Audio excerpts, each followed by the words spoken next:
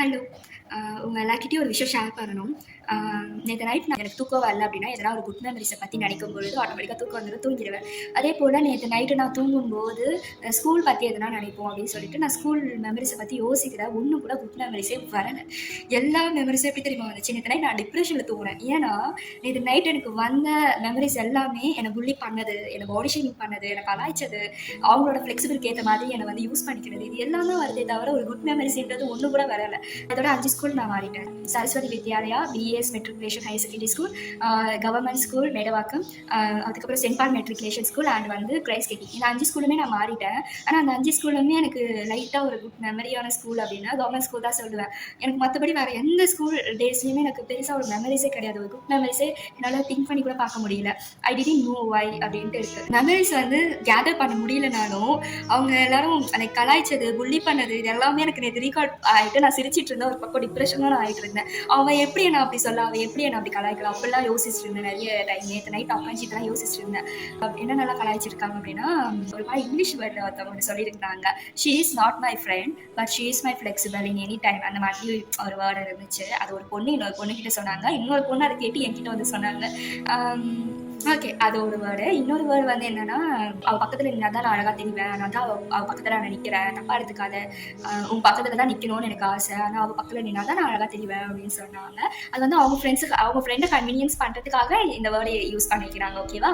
So third வந்து கொஞ்சம் ஹர்ட்டாக தான் இருந்துச்சு. ஏன்னா அப்போ இருக்கிற டைம்ல அப்போ உள்ள ஷாம்புக்கு ரொம்ப ஹர்ட் ஆயிருக்கும். இப்போ இல்லை. இப்போ நான் ஃபீல் ஃப்ரீ. அந்த வேர்டை நினைக்கும் போது நல்ல வேலை தப்பிச்சிட்டும்பா அப்படின்னு தான் இருக்கும். என்ன வேர்டு அப்படின்னா, ஏய் நீ ஏன் அந்த கான்ஃபரன்ஸில் வந்த, உன்னால தான் எல்லா பிரச்சனையும், உன்னால தான் என் ஃப்ரெண்ட்ஸ் எல்லாம் என்ன தப்பாக நினைக்கிறாங்க, நீ ஏன் வந்த அப்படின்னு கேட்ட அந்த வேர்டு.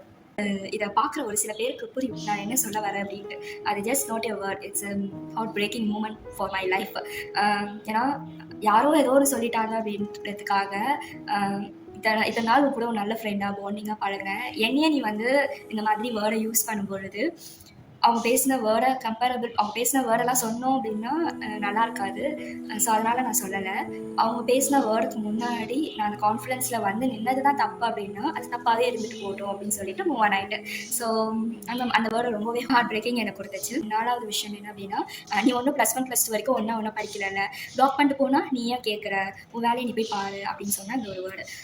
இது ஹர்ட்லாம் கிடையாது. ஆனால் இங்கேருந்து தான் என்னோட பர்சனை பார்க்குற ஒரு பெர்ஸ்பெக்டிவ் திங்கே எனக்கு மாறிடுச்சு. எல்லாரும் நம்ம நினைக்கிற மாதிரி இல்லை, நம்ம நினைக்கிறத விட மனுஷங்கள் டிஃப்ரெண்ட்டாக இருக்காங்க அப்படின்னு சொல்லிட்டு எனக்கு இந்த வேர்டில் இருந்து தான் எல்லா மனுஷங்களையும் நான் பார்க்க ஆரம்பித்தேன். யார் யார் என்ன நினைக்கிறாங்க, நான் என்ன அவங்க நினைக்கிறேனோ அவங்க என்ன அப்படி நினைக்க மாட்டாங்க, அவங்களோட விஷயம் வேறையாக இருக்கும் அப்படின்னு நான் யோசித்தேன். இங்கேருந்து என்னோட திங்கிங் ப்ராசஸிங் எல்லாமே மாறிச்சு. அண்ட் கடைசியாக ஒரு வேர்டு, ஸ்கூலில் நாங்கள் உட்காந்து படிச்சுட்டு இருந்தோம். ஓகேவா? ஸோ படிச்சுட்டு இருக்கும் பொழுது முன்னாடி இருக்கிற பொண்ணு வந்து பின்னாடி இருக்கிற பொண்ணு வந்து முன்னாடி இருக்கிற பொண்ணுகிட்ட சொல்கிறா, இவ ஒன்றும் அவளை விட ஒன்றும் அழகாக இல்லைல்ல, அப்புறம் எதுக்கு அப்படின்னு சொல்லி பேசியிருக்காங்க.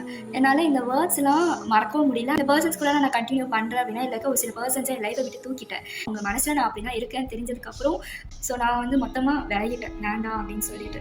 நான் ஏன் இதை முக்கியமாக உங்ககிட்ட சொல்கிறேன்னா, யாரோ ஒருத்தவங்களுக்காக உங்களை திட்டுறதுக்கும் அவங்க ரெடியாக இருப்பாங்க. Never choose a people who choose you option.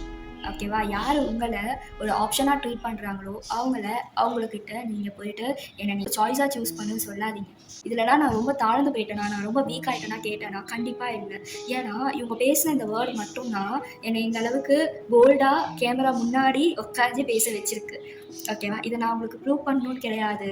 ஆனால் நான் அப்படிலாம் இல்லை, என்னை பற்றி அவங்க தப்பாக புரிஞ்சு வச்சுருக்காங்கன்ற ஒரு நம்பிக்கை எனக்குள்ளே இருக்குது. சரியா? என்னை பேசுகிறவங்க பேச தான் செய்வாங்க, என்னை வந்து திட்டுறவங்க திட்ட தான் செய்வாங்க. அதுக்காக நான் எல்லாத்துலேயுமே என்னோட முகமூடியே அணிஞ்சிக்கிட்டே இருக்க முடியாது. நானாக இருக்கிறது அவங்களுக்கு பிரச்சனை அப்படின்னா அவங்களுக்கு நான் பிரச்சனையாகவே தெரிஞ்சுட்டு போகிறதுலையுமே எனக்கு எந்த விதத்துலையும் வருத்தமும் கிடையாது. ஓகேவா? உங்களை யாருன்னா உங்கள் ஸ்கூல் டேஸில் புள்ளி பண்ணியிருந்தாங்க அப்படின்னா நீங்கள் அவங்களுக்கு ப்ரூவ் பண்ணணும்னு உழைக்காதீங்க, உங்கள் லைஃப்பை ஷைன் பண்ணிக்கணும்னு உழைங்க. எல்லாம் நினைப்பீங்க அதெல்லாம் ஸ்கூல் மெமரிஸ் அப்படி தான் இருப்பாங்க அப்படின்னு சொல்லிட்டு நினைக்கலாம். ஆனால் அது it's not easy to take இட்ல. அது வலி தானே. அந்த காயம் ஆகினாலும் அந்த காயம் தழும்பாகி தானே நிற்கும். புரியுதா? அந்த தழும்பை எப்போவுமே எதை வச்சும் மூட முடியாது. சரியா? என்னமோ தெரியல, என்னால் அந்த மனுஷங்களையும் மறப்பேன், அந்த ஹாஸ்பிட்டலையும் பார்க்காம இருக்கவும் முடியல, அந்த வேர்ட்ஸையும் என்னை விட்டு டெலிட் பண்ணவும் முடியல. இப்படி இருக்கட்டும், அது இன்னும் என்னை ஷைன் பண்ண க்ரோ பண்ணுறதுக்கு ஹெல்ப்ஃபுல்லாக இருக்கணும்னு சொல்லிட்டு நான் அப்படியே வச்சுருக்கேன். வாழ்க்கை ரொம்ப அழகானது, அதை தேடி கண்டுபிடிக்கிற விதத்தில் இருக்குது. தேடி கண்டுபிடிங்க, வாழ்க்கை ரொம்ப அழகாக மாறும். டேக் கேர், பாய்.